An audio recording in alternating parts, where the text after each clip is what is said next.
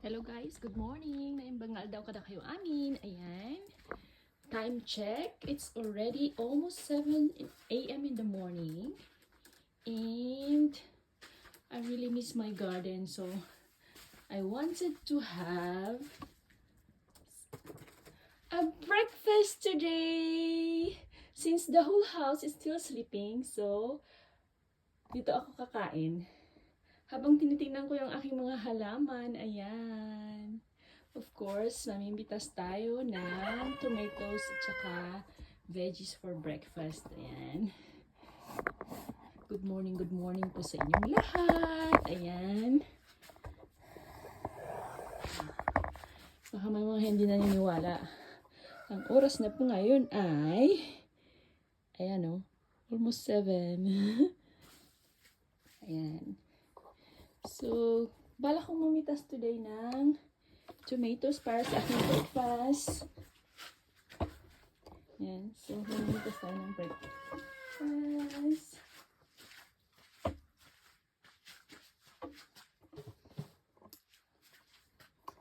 Kuha tayo ng tomatoes. Yan.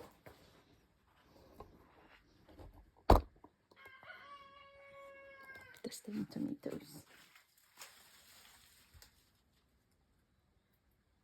Kasya na ito sa akin. Saka gusto ko ng basils. And so kakainin ko yan. Ay, ang hirap para ng walang cameraman, no? And then I will drop by for some this one. Cucumber. One is enough. One is enough. Yan. Dito po ako kakain. Trip-trip lang. Diba pag may nagtanong, ano ang meron ka dyan sa iyong basket? Aba, madami oh. Some ham, cheese, and watermelon. And of course, I have here a hot cocoa. Ayan. Kain po tayo.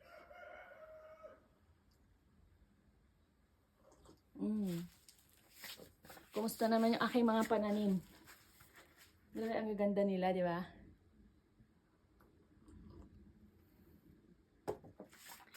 Aking mga sili. Ayan o. Pakita natin.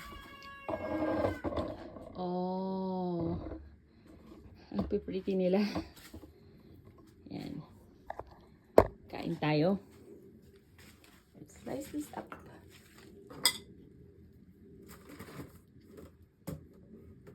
Nag-work ako dito sa garden today. So, I'm not going home unless I'm finished. It's been a long time I've never been here. After my holidays, so I have a lot of work. Ayan. Yan po yan.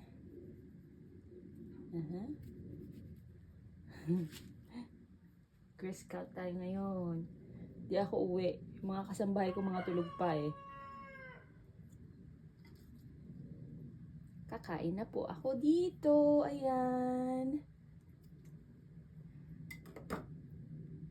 Nice weekend everyone. At saka, anong gagawin nyo today?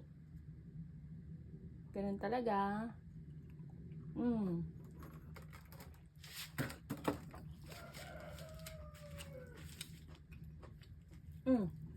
Yung mga tomatoes ko, pinaprone ko yung leaves niyan.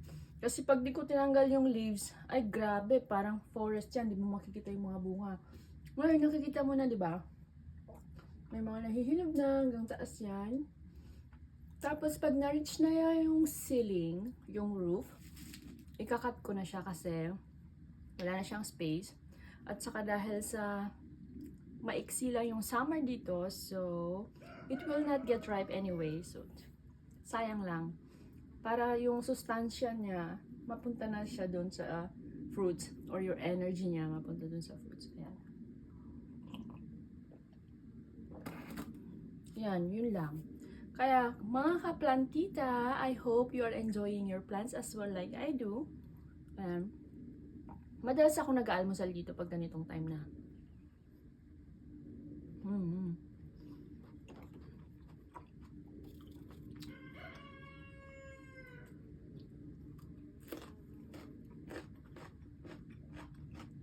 Titila ako yung mga manok namin.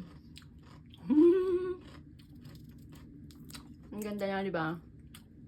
Ayan.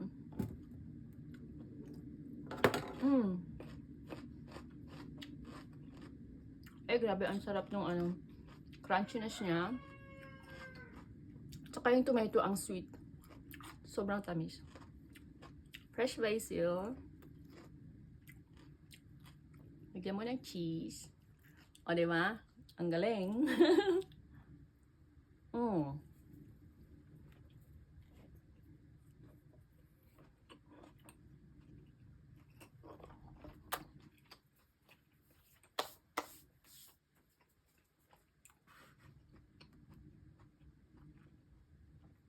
Those tomatoes, it will take some months before they get ripe.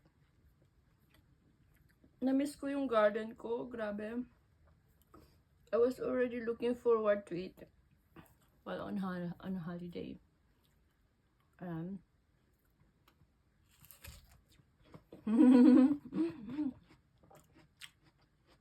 Lafang, ang sarap mag-almusal dito. Yung aking mga sitaw, umakyat na. Pero di pa sila mamulaklak. Pakita ko sa inyo. While I was away, mababa pa yan nung umalis ako. Ngayon, I'm surprised. They're there already. O, diba? Sitaw yung mga yan.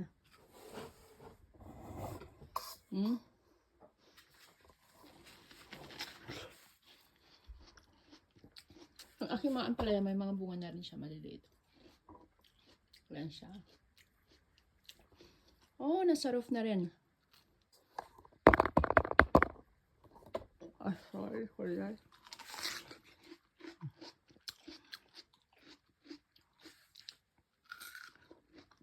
Ayan. Masarap sa pakiramdam mag-almusal dito. Ito yung aking deal. Iniwanan ko siya ng bulaklak para sa next year. Binhi ko na yan. Ayan. So, I will enjoy my breakfast and I hope you have a nice day today and thank you for watching everyone. Ayan. Salamat po sa inyo lahat.